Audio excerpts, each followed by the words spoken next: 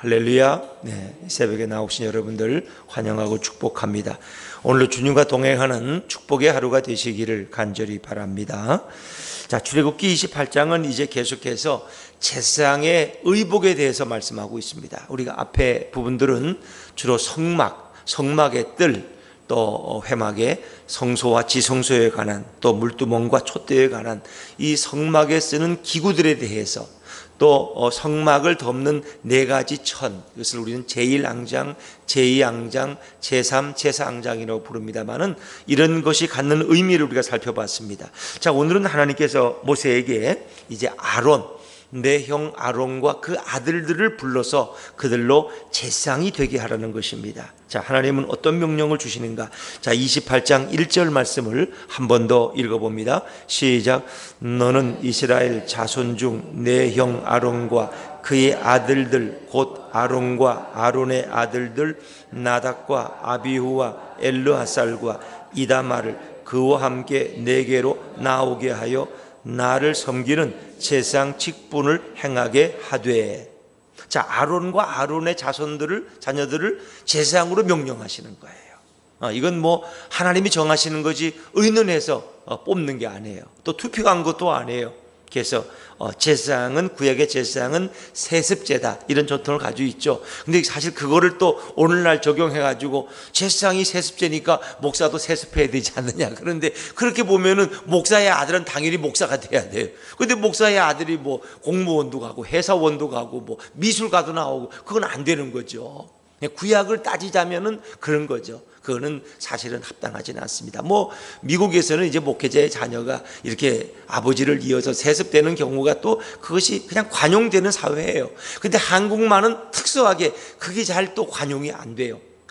그 이제 북한의 김정일이는 다 세습을 시키죠. 김일성, 김정일, 김정은 다 세습제인데 그걸 또 비판하는 사람은 별로 없어 또. 근데 이제 목회자들이 자녀들이 세습할 때 그 사회적으로 뜨거운 이슈가 돼요.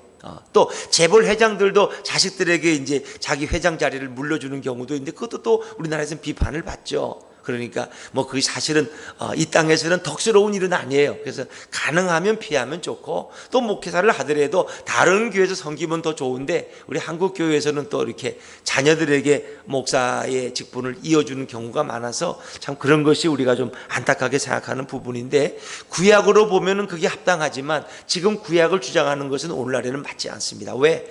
그렇게 보면 목사의 아들은 당연히 제사장이 되어야 되는데 그렇지 않다는 거죠. 그 때문에 그것만은 주장할 수는 없다. 그러나 구약에서는 분명히 아론과 그 아들들이 제사장이 되도록 하나님이 명령하셨어요. 그래서 그들로 내게 나오게 하라. 이 모든 하나님의 직분은 하나님이 세우는 것이다.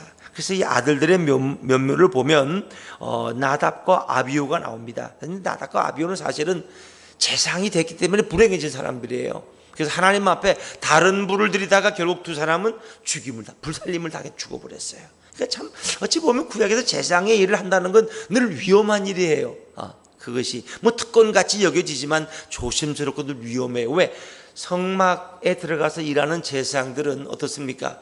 늘 조심해야 돼요. 그래서 우리가 제사장 의복을 쭉 설명하다 보면 마지막에 제사장은 방울을 달고 다녀요. 방울을. 제사장이 지나가면 딸랑딸랑 소리가 나는 거예요. 그러니까 성막이나 지성소에 아무나 못 들어가잖아요. 그 제사장이 들어가서 그 제사장의 직무를 수행하는데 그가 혹 하나님의 법에 어긋나게 하면 어떻게 해요? 죽임을 당하는 거예요. 죽임을. 그 딸랑딸랑 소리가 안 나, 이제는 당번에. 그러면 어떻게 해요? 죽은 거예요. 아무나 못 들어가니까 어떻게 해요? 제사장의 그 발목에 그 줄을 맸다가 그 줄을 잡아당겨서 끌어낸다는 거예요. 참 어찌 보면 조심스럽고 위험한 일이 그 당시에 제사장의 직분이었다. 오늘날 보면 한때는 목회자가 좋다 그래서 신학교가 막 매우 터질 때가 있었는데 요즘은 또 목사가 인기가 없어요. 그래서 신학교마다 신학생이 없어 난립니다. 제 있는 교단의 대학원, 이제 다른 일반 대학 나오고 들어오는 이렇게 대학원생을 보면은 인원이 줄어가지고 많이 걱정을 해요. 왜? 이제는 별로 왜? 목사가 인기가 없거든. 교회는 맨날 욕만 얻어먹으니까 이제는 글로 안 갑니다. 이제는 그게. 또 하나님이 세우신 사명자들이 적어서 그런지 모르지만은 그만큼 제사장의 직분은 특권도 있지만 위험한 직분이다. 그래서 어떻습니까? 선생이 잘못 가르치면 그 선생이 받는 벌이 더 크다는 것입니다. 그래서 이 시대의 목회자들은 뭐 나름대로 특권을 가지고 있는 것 같지만 그것이 하나님 앞에서 책임이 더 무겁다는 걸 늘 생각하게 되죠. 또 그것은 제사장만이 아니라 우리 모두가 어찌 보면 다 제사장들이에요. 베드로전서 4장에 보면 너희는 왕 같은 제사장들이요 거룩한 나라요 그게 소유된 백성이니 그렇게 말씀하시잖아요. 그러니까 우리가 교회 나와서 이렇게 성도라는 직분, 집사, 권사님, 뭐 안수집사님, 장로님 이 모든 직분들도 하나님 앞에서 다 존귀하는 것입니다. 그러나 그것은 그만큼 책임이 무겁다는 것입니다. 그것을 잘 감당하지 않으면 오히려 하나님에게서 칭찬은커녕 벌이 더 클 수도 있다 하는 것도 생각해야 되죠. 그래서 그들은 하나님이 임명하는 것이다. 근데 그들을 위해서 옷을 준비하라 그랬어요. 자, 2절 말씀을 읽어볼까요? 2절입니다. 시작. 내 형 아론을 위하여 거룩한 옷을 지어 영화롭고 아름답게 할지니 그랬습니다. 그 옷은 거룩해야 돼. 왜? 하나님이 거룩하시니 우린 거룩해야 되는 것처럼 그 옷도 거룩한 옷을 지는데 그 옷은 영화롭고 아름답게 할지다. 왜 이렇게 아름답고 영화롭게 할까? 그것은 다른 옷과 구별되는 의미도 가지고 있습니다. 또 그 제사장은 제사를 집례함으로써 하나님의 영광을 드러내는 직분이 있기 때문에 그 옷은 영화롭고 화려하게 하라고 하나님이 명령하셨다는 거죠. 어찌 보면은 정말 하나님께 영광 돌리는 직분은 고귀한 것이죠. 그래서 우리가 주님의 일을 하고 있다는 것은 어느 모로 보나 굉장히 복되고 아름답고 영광된 일을 우리가 하고 있는 것이죠.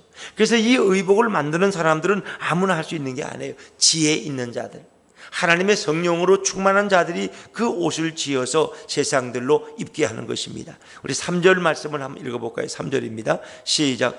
너는 물은 마음에 지혜 있는 모든 자 곧 내가 지혜로운 영으로 채운 자들에게 말하여 아론의 옷을 지어 그를 거룩하게 하여 내게 제사장 직분을 행하게 하라. 아멘. 이 지혜 있는 모든 자, 지혜로운 영, 지혜로운 영은 하나님의 영, 곧 성령을 의미하는 것입니다. 이 지혜는 호크마라는 것인데 이 지혜가 있는 하나님의 영으로 충만한 사람들이 이 일을 하게 하는 거예요. 그래서 우리가 성경에 보니까 주로 성막의 이 일을 하는 사람들은 부사렐과 오홀리압이라는 아주 성령으로 충만한 사람에게 이 일을 맡기는 것을 볼 수 있습니다. 이것은 구약에서는 특별히 제사장이나 왕이나 사사나 선지자에게는 하나님의 성령이 특별히 임했죠. 그러나 오늘 신약의 시대에는 모든 그리스도인들에게 이 그리스도의 영이 임재해 있는 것이죠. 그래서 우리는 하나님의 일을 감당할 때는 다 하나님의 영에 감동되어서 하는 것입니다. 그러니까 교회에 되어지는 모든 일은 인간의 생각으로 하는 게 아니에요. 이것은 성령의 인도 가운데서 감당해야 되는 거예요. 그러니까 제사장의 의복 하나를 만들어도 아무나 만들 수 있는 게 아니에요. 그것은 하나님의 영으로 충만한 사람들이 그 일을 하는 거예요. 어찌 보면 오늘날 교회를 섬기는 성도나 모든 직분자들은 성령의 감동을 받아서 그 성령의 인도받아서 하나님의 교회를 세워가는 거예요. 그런 의미에서 우리는 날마다 그리스도의 영으로 충만한 하나님의 사람들이 되어야 할 줄로 믿습니다. 왜? 인간적인 생각으로 하면은 그건 빗나가는 거예요. 잘못된 길로 가는 거예요. 하나님의 뜻과 어긋난 삶을 살아가는 거예요. 그래서 이것은 매우 조심스럽고 성령의 인도를 늘 사모해야 되는 직분이다. 그리고 우리 모든 성도, 신약시대의 그리스도인들의 마음속에는 성령이 임재해 있는 거죠. 어쩌면 그게 가장 기본적인 거예요. 왜? 내가 예수님을 내 구주로 영접하면 당연히 그 속에 성령이 임재해 있는 것을 의미한다는 것이죠. 우리는 성령이 임재한다 그러면 굉장한 사건으로 이렇게 자꾸 어렵게 생각하지만 우리가 예수님을 내 믿음으로 영접하고 그분을 내 인생의 주인으로 내 삶의 왕으로 고백할 때 성령님이 내 안에 임재하시는 것입니다. 그리고 그분은 우리에게 말씀하셔요. 그래서 우리는 날마다 정말 주님의 음성 가운데 살아가는 그런 아름다운 성도의 삶이 되어야 할 줄로 믿습니다. 자, 이 옷은 아무나 만드는 것이 아니라 하나님의 영으로 충만한 자들이 만드는 건데 그 옷의 종류가 또 다양해요. 자, 우리 4절 말씀을 한번 읽어볼까요? 4절입니다. 시작. 그들이 지을 옷은 이러하니 곧 흉패와 애복과 겉옷과 반포 속옷과 관과 띠라. 그들이 그 아들들을 위하여 거룩한 옷을 지어 아론이 내게 제사장 직분을 행하게 하라. 아멘. 이 옷은 다양한 특성들을 가지고 있죠. 4절에 보니까 그래서 그들은 먼저 기본적으로 에봇이라는 조끼를 있는 두 번째 나오죠.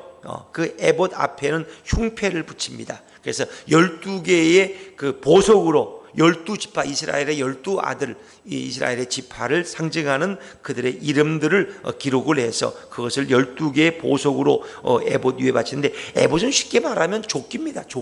조끼인데 이렇게 치마가 앞치마처럼 생긴 그런 조끼라고 여러분 생각하시면 됩니다. 그래서 그 조끼 앞에는 흉패가 붙어 있고, 그리고 조끼 안에는 겉옷을 입습니다. 그 겉옷 안에 또 반포 속옷이라는 것을 또 입어요. 그리고 머리에는 관을 씌우고, 그리고 허리에는 띠가 따라오게 됩니다. 그래서 이런 다양한 종류의 옷을 입게 되는데, 이제 이것을 만드는 과정은 앞으로 또 설명이 되면 그때마다 더 설명을 해드리도록 하겠습니다. 그런데 그 모든 옷을 만드는 재료가 중요합니다. 에봇을 만드는 이 제사장의 조끼를 만드는 재료가 뭐냐? 자, 우리 5절 말씀 읽어볼까요? 5절입니다. 5절과 6절 한번 읽어보죠. 시작. 그들이 쓸 것은 금실과 청색, 자색, 홍색 실과 가늘게 꼰 배실이니라. 그들이 금실과 청색, 자색, 홍색 실과 가늘게 꼰 배실로 정교하게 짜서 에봇을 짓되 그랬습니다. 자, 에봇을 짓는데 그 재료도 매우 중요합니다. 여기는 5가지: 금실, 청색, 자색, 홍색, 그리고 가늘게 꼰 배실로 정교하게 짜서 에봇을 짓다. 그래서 이것은 나름대로 다 의미가 있다는 것입니다. 이건 그냥 만들어지는 게 아니에요. 하나님은 여기에 다 의미를 가지고 있다는 것입니다. 의미를 가지고 있어요. 그래서 이 금색은 어떻습니까? 화려하죠. 영광과 존귀입니다. 그러면 이 금색은 누구를 가리키는 거예요? 예수 그리스도를 가리키는 것입니다. 그러니까 성막에 사용되는 제사장들이 입는 옷 한 벌 한 벌의 그 재료도 다 의미가 있는 것입니다. 그것은 예수님의 캐릭터, 예수님의 사역과 예수님의 성품과 인격의 일부분을 다 가리키고 있는 것입니다. 이 땅에 오신 예수님은 영광과 존귀를 가지고 오셨습니다. 그래서 그 제사장의 의복은 바로 금색을 가지고 찐 살로 만든다. 금색은 그런 의미를. 또 여기에는 청색이 있어요. 청색은 신성을, 하나님의 거룩한 신성, 예수님은 바로 하나님이심을 가리키는 거죠. 또 이것은 자비와 사랑의 의미를 가지고 있는 그런 실의 색깔입니다. 그런가 하면 자색이래. 자색은 왕들이 입는 골룡포의 색깔이라고 그랬어요. 그래서 이 자색은 왕대심, 또 그분의 권위와 위엄을 가리키는 그런 의미, 예수님의 권위와 위엄을 가리키는 그런 색깔이죠. 자, 그런가 하면 홍색, 이건 말 그대로 정말 적색입니다. 이것은 희생과 속죄입니다. 바로 예수님이 십자가에서 흘리실 그분의 보혈, 그 희생과 속죄함을 예표하는 그런 색깔로 만든다는 것입니다. 그리고 배실은, 가늘게 꼰 배실은 흰색입니다. 이것은 예수 그리스도의 순결하신 인격과 그분의 무죄하심을 가리키고 있습니다. 그래서 성막에 사용되는 모든 재료들 하나하나도 그냥 만드는 것이 없어요. 그것은 다 예수 그리스도의 다 인격과 그분의 사역을 예표하는 것으로 만든다는 것이죠. 참 특별한 의미가 있습니다. 그런가 하면 제사장은 하나님 앞에 이스라엘 백성을 대표해서 나가기 때문에 그가 입는 조끼 앞에는 12개의 보석을 다는데, 그것이 바로 이스라엘 아들들의 이름을 새겨서 데리고 가지고 나갔죠. 자, 9절과 10절 말씀을, 9절과 10절을 같이 읽습니다. 시작. 호마노 2개를 가져다가 그 위에 이스라엘 아들들의 이름을 새기되 그들의 나이대로 6 이름을 한 보석에, 나머지 6 이름은 다른 보석에 새기라 그랬습니다. 그래서 2개의 이런 호마노 판이 있는데 거기에 6개씩 12개의 보석을 달고 12지파, 이스라엘의 12아들이 결국 12지파의 대표가 되지 않습니까? 레위 지파니, 시므온 지파니, 유다 지파니, 그래서 그들의 이름을 거기 새기는. 그러니까 제사장은 이스라엘 12지파를 대표해서 하나님 앞에 나아가는 중보자라는 것입니다. 아론은 중보자로서의 사명을 감당하죠. 원래는 모세가 하나님 앞에 중보자의 사명을 감당했는데, 이제는 거기서 제사의 직무, 그리고 중보자의 직무를 아론의 지파에게 넘겨주는 거죠. 그리고 앞전에 보면은 그 모세의 장인 이드로가 방문했을 때 어떻게 했어요? 재판하는 일들을 10부장, 50부장, 100부장, 1000부장에게 맡기라 그랬어요. 그래서 이 재판의 기능을 또 다른 사람에게 위임하죠. 어찌 보면 이런 그 하나의 발전의 모습을 우리가 띌 수 있습니다. 그래서 모세가 그 모든 역할을 했던 것들을 재판하는 일들은 다른 사람에게 사법의 기능을 맡기고 또 제사의 중보의 직무를 또 다른 아론의 지파들에게 맡기는 거죠. 그리고 이제 모세는 실제적인 지도자로서 행정적인 일을 감당하는 것을 볼 수 있습니다. 그래서 이런 것이 하나하나 분업화되는 것을 우리가 발견할 수 있는 것이죠. 자, 그리고 여기서 말하는 제사장은 결국 누구를 가리키는 겁니까? 이스라엘 백성과 하나님 앞에서 그들의 죄를 가지고 나가서 하나님 앞에 중보하고 죄사함을 얻는 그런 제사장은 이 땅에 오실 영원한 대제사장이신 누구를 가리켜요? 예수 그리스도를 가리키는 것입니다. 예수님은 영원한 대제사장입니다. 그래서 그분은 우리 인간의 모든 죄를 짊어지고 하나님 앞에 나아가서 대제사장으로서 그 속죄의 사명을 감당하는 것입니다. 그래서 성막에서도 가장 중요한 것은 성소 다음에 안에 있는 지성소인 것입니다. 지성소에는 언약궤와 그 위에 뚜껑이 씌은 자라고 속죄소라고 부르는데 거긴 두 그룹 날개에 하나님의 영으로 임재해 있는다고 믿습니다. 그래서 거기서 바로 이스라엘 백성의 죄가 용서받는 것입니다. 대제사장은 1년에 단 한 번 속죄일에 하나님 앞에 나아가서 백성을 대표해서 회개하고 그 용서를 받는 것입니다. 바로 그 영원한 대제사장은 이 땅에 오신 예수 그리스도를 가리키고 있는 것입니다. 참으로 이 모든 것은 이 땅에 오실 우리의 영원한 메시아 구원자이신 예수님을 가리키는 이런 재료와 예표들로 가득 차 있습니다. 그래서 성막은 성막의 뜰부터 그 재료 하나하나 성구 하나하나가 다 누구를 가리키느냐? 예수님을 가리키고 있다는 것이다. 참 놀랍습니다. 어떻게 이 땅에 오실 예수님의 그 캐릭터와 그분의 그 인격과 성품과 그 사역들을 이 성막의 모든 기구들 하나하나가 다 가리키고 있습니다. 또 구약에 나오는 하나님 앞에 선하게 쓰임받는 인물들의 그 캐릭터가 다 예수님의 한 사역의 부분을 가리키고 있는 것입니다. 참 놀랍습니다. 성경에 일어난 사건들, 이런 기적들이 다 예수님의 사역을 가리키고 있습니다. 오죽했으면 다윗이 전쟁에 나가서 승리하고 돌아왔는데 옆에 있는 사울 왕보다 이스라엘 백성들은 다윗을 더 높게 칭찬하지 않습니까? 사울은 천천히요, 다윗은 만만이라. 그 천천과 만만은 비교가 안 돼. 사울이 죽인 자는 천천밖에 안 되는데 다윗이 죽인 자는 만만이라는, 이게 비교가 안 되는 거예요. 근데 그 다윗이 받은 영광이 이 땅에 오실 예수님이 받을 영광을 미리 예표하고 있는 것입니다. 그것도 전쟁에 승리하고 돌아오는 다윗이 어떻게 예루살렘 성에 입성할 때 그 예루살렘의 여인들이 나와서 다윗을 맞이하면서 다윗은 천천히라고 놀라운 영광을 얻어요. 근데 예수님이 마지막 유월절에 십자가를 지기 위해서 예루살렘 성에 들어가는데 사람들이 나와서 어떻겠습니까? 종려나무 가지를 흔들고 자기들의 겉옷을 벗어서 길에 깔면서 주의 이름으로 오시는 우리의 왕이요 하고 주님을 찬양하지 않습니까? 이게 참 놀라운 기막힌 거예요. 다윗이 받을 그 영광은 예수님이 받을 영광을 미리 예표하고 있는 것입니다. 이게 참 놀라운 거죠. 그 다윗인 성품 속에서 예수님의 그 역할을, 그 캐릭터를 가장 많이 품고 있는 인물이 요셉이나 다윗 같은 인물이라고 할 수 있죠. 그가 받을 영광. 그러나 다윗이 그런 영광을 받을 때 사울 왕이 불쾌하게 여기고 어떻게 하든 어떻습니까?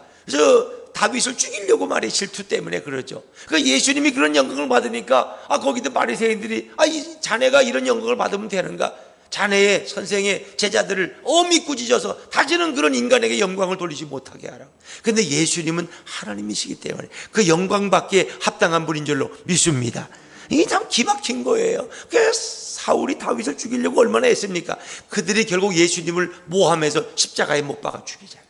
이 성경의 구약과 신약을 보면 이 놀라운 이 예표들을 발견할 수 있습니다. 그것은 하나님이 하나하나 다 설계해 놓으시고 기록해 놓으신 거예요. 결국 성경의 66권을 결론 지으면 예수 그리스도를 가리키는 거예요. 그래서 어떤 분이 그래요. 성경 66권을 만약에 이렇게 쥐어짠다면 거기서 뭐가 떨어지느냐? 보혈이 떨어진다. 예수 그리스도의 보혈이 흘러넘칠 것이다. 왜? 예수님이 오신 목적은 우리를 죄에서 구원하고자 하는 목적이기 때문에.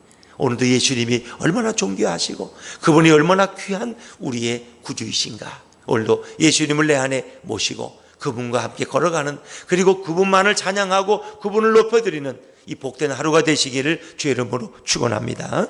기도하겠습니다.